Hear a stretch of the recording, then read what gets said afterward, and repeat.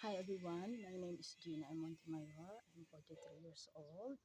I'm a single mom and currently live here in the Philippines in Burgos, Pangasinan, and I have 4 kids. The eldest one is 24 years old. It's a boy, and the second one is a girl. She is 21 years old, and the third one is a girl also. She is 17 years old, and my smaller one is a boy.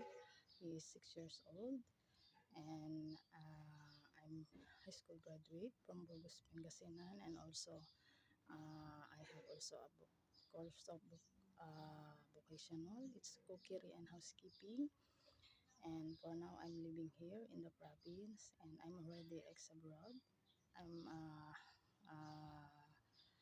worked before in Riyadh City for 2 years and 4 months with my employer with a 4-story house and 4 room and 3 bathroom and 2 sala, and I'm finished contract for it.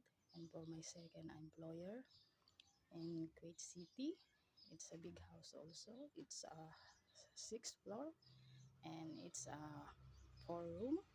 It's a 4 bathroom and 2 sala and 1 garage, and I also finished contract it.